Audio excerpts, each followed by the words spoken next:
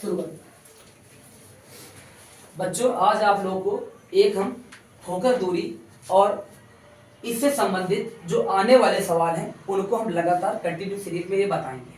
और आप लोगों को अगर आगे के वीडियो देखने होंगे तो आपको टारगेट विद संजय 811 सब्सक्राइब करना होगा और इससे कंटिन्यू आप वीडियो वॉच करेंगे देखेंगे। पहले सवाल हम पढ़ते हैं।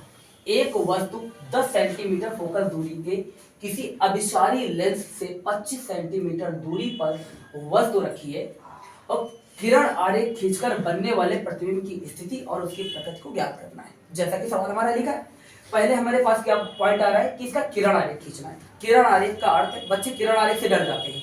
किरण आरेख का अर्थ होता है कि हमें इसका चित्र बनाकर हमें इसको समझाना होगा। देखिएगा सॉल्यूशन स्टार्ट करते हैं। पहले इसका चित्र बनना है। पहले एक हम लोग उत्तल लेंस बना लेते हैं क्योंकि अभिसारी प्रकृति उत्तल लेंस की होती है। एक लेंस बना, ये हमारे पास L एक लेंस है और एक ये मुख्य अक्ष ले लेते हैं। इस मुख्य अक्ष पर कुछ दूरी क्या कि 25 सेंटीमीटर दूरी पर, यानी इस लेंस से 25 सेंटीमीटर दूरी पर कोई एक वस्तु रखी है। इस वस्तु का नाम हम दे देते हैं यहाँ पर कि इस वस्तु का नाम है ए बी वस्तु का नाम है, जो इस लेंस पर जाकर टकराती है और टकराने के पश्चात अपवर्तित होकर फोकस एक्स से गुजर जाती है। जैसा कि आप देख रहे हैं, इस वस्तु से एक दूसरी प्रकाश किरण इसके ध्रुवी से होकर गुजरती है और इस किरण से जाकर कहीं पर टकरा जाती है। जहां पर टकराती है वहां पर हम बिंदु मान लेते हैं कि इस वस्तु का उल्टा प्रतिबिंब बनता है यहाँ पर, तो बिंदु भी मान लेते हैं इसी के अनुसार। ये हो जाएगा A1 और B1। जैसा कि और सवाल में हमारे पास पहले से क्या मौजूद है कि एक वस्तु 10 सेंटीमीटर की फोकस दूरी मतलब प्रथम फोकस की बात कर रहा है, यानी इस एफ की बात कर रहा है। इस एफ पर 10 सेंटीमीटर दूरी ले लिया गया। 10 सेंटीमीटर ही क्यों लिखा? क्योंकि सवाल में आपको दे रखा है। और जैसा कि आपको पता है कि लेंस के जो बाईं ओर यानी लेफ्ट साइड की जितनी भी दूरियां होती सारी नेगेटिव होती हैं, तो जो राइट साइड की दूरियां होती सारी पॉजिटिव होती हैं। जैसा कि आपको पता है बता दें। अब किरण आरेख तो हमने खींच लिया, अब बेटा इसको सॉल्व करके दिखाते हैं। जैसे वस्तु की दूरी को आप कैसे प्रदर्शित करते हैं? U से, तो U बराबर -25 सेंटीमीटर। चाहे लेंस आपका उत्तल हो चाहे अवतल हो, U हमेशा नेगेटिव ही लेना होता है।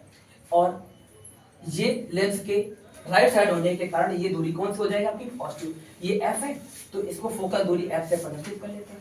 ये आपके पास 10 सेंटीमीटर है, लेकिन आपको प्रतिबिंब की स्थिति बताना है, यानी प्रतिबिंब कितनी दूरी पर है। तो V बराबर हमारा क्वेश्चन मार्क रहेगा। लिखेंगे लेंस के सूत्र से। क्या लेंस का सूत्र है? 1/f बराबर 1/v और -1/u से। इस सूत्र में इन वैल्यूज को हमें रखना होगा। देखिए कैसे रखते हैं। 1/f की वैल्यू आपके पास ऑलरेडी दे रखी है, ये 10 सेंटीमीटर है। v की वैल्यू आपको पता नहीं है, माइनस का चिन्ह। u की वैल्यू आपको पता है, ये आपके पास -25 सेंटीमीटर है। 1/10 बराबर 1/v माइनस क्या हो जाएगा? प्लस हो जाएगा। इसको सॉल्व करते हैं 25 पश्चात करके लाते हैं। ये वैल्यू इधर प्लस इधर आके क्या हो जाएगा? माइनस हो जाएगा। तो माइनस का 1/25 सेंटीमीटर बराबर 1/v। इन दोनों का हम लोग लासा लेते हैं। इन दोनों का अगर हम लासा लेंगे तो लासा आ जाएगा 50। अगर इसको सॉल्व करें 5 दाम 50 तो यानी 5 बार में चला गया और 25 दूना 50 तो 2 बार में चला गया। 1/v बराबर, जब इन दोनों को घटाएंगे तो वैल्यू बनेगी 3 कितना आ जाएगा? 50 बराबर 1 कितना रहेगा? v रहेगा।